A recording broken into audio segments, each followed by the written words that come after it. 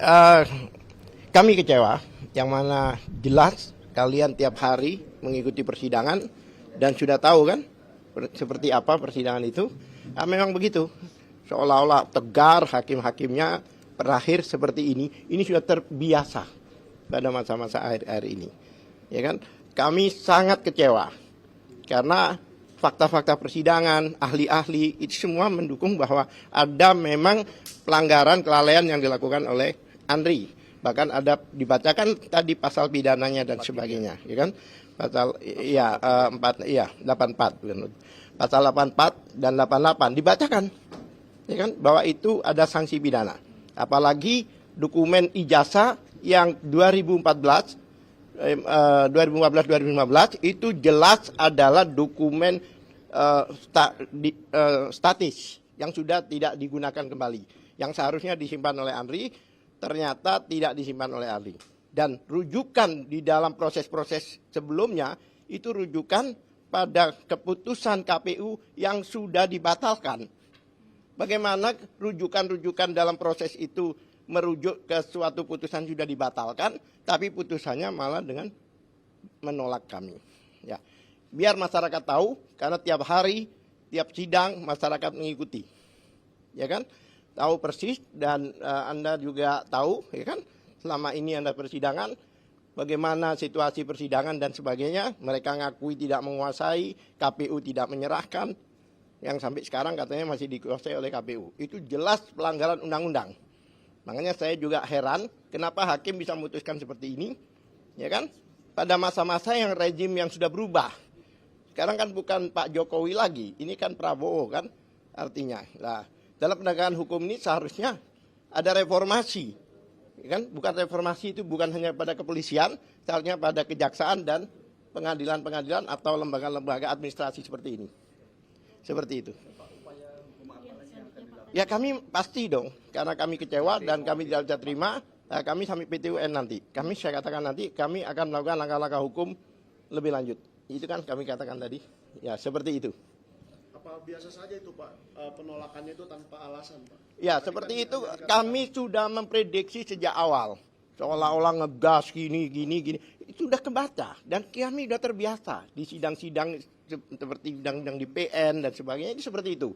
Jadi seolah-olah objektif dan sebagainya, akhirnya zong seperti ini. Itu sudah terbiasa. Jadi kami tidak kaget.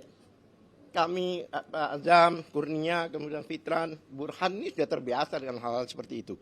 Pasti putusannya akan mengecewakan dan benar-benar artinya melukai, artinya menciderai keadilan, rasa keadilan rakyat Indonesia. Itu jelas. Kan Pak Bonato masih ada beberapa sidang lagi Pak, beberapa perkara lagi. Ya ada kemungkinan prediksi saya ada hal yang sama, ya kan?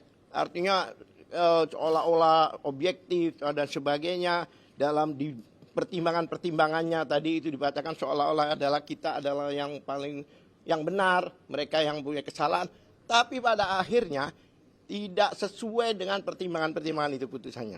Kami juga kaget, ya tapi kami masih menghargai karena ini lembaga pengadilan. Makanya kami akan melakukan langkah-langkah hukum lebih lanjut. Itu jelas.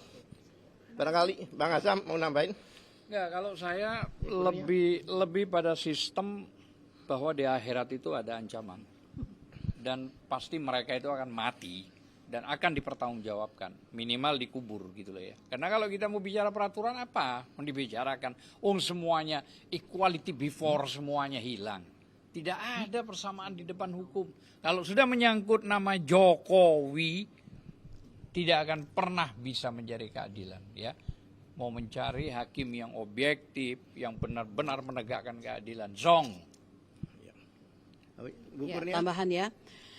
Saudara-saudara sebangsa dan setanah air, kita ikuti tadi persidangan keputusan ya, perkara nomor 049 antara peneliti internasional ya, yang sebagaimana terdokumentasi pada Scopus ya, Elsevier itu, dan memerlukan data ini. Dan tentunya bukan orang sembarangan begitu, dan keputusannya seperti kata Bang Alka tadi zong ya. Kenapa dibilang zong? Jadi majelis mengakui bahwa data tersebut tidak dikuasai oleh pihak Andri. Nah, jadi ini dibenarkan begitu. Nah, seharusnya dari kondisi fakta-fakta persidangan yang kami terima keputusan hari ini harusnya linear, coherence gitu, tidak ada perbedaan begitu ya kan. Nah, tetapi itu tadi semangat di awal tapi di akhirnya mengecewakan. Persidangan-persidangan di pengadilan negeri yang sudah kami lalui hampir 4 tahun ini semua membuahkan kepedihan dan kekecewaan. Semua rata-rata hakim belum masuk ke dalam pokok perkara selalu NO, NO, dan NO. Kami mulanya mengira bahwa peradilan di Komisi Informasi Publik ini akan berbeda begitu. Dan sempat kami memuji karena mereka clean, clear, dan berkeadilan. Tapi apa boleh buat, hari ini inilah faktanya. Ini menjadi catatan ya, betapa pentingnya sebenarnya persidangan ini, karena ini merupakan pretensi atau merupakan gambaran tentang kondisi hukum kita pada hari ini. Nah, oleh karena itu saya kira benar yang dikatakan oleh Ahana Heron ya, bahwa the bureaucracy, the rule of nobody. Tidak ada pertanggungjawaban di situ. Nah, oleh karena itu, apabila pada hari ini pemerintahan tertinggi Bapak Prabowo Subianto sedang melakukan percepatan reformasi, maka menurut saya lakukan percepatan reformasi kepada semua lembaga publik yang tidak menunjukkan pertanggungjawaban dan tidak melayani rakyat secara baik dan benar. Banyak anak bangsa lain yang mampu dan berkeinginan untuk menjadi pejabat publik yang lebih bertanggung jawab. Saya kira demikian. Oke. Ya. Ya,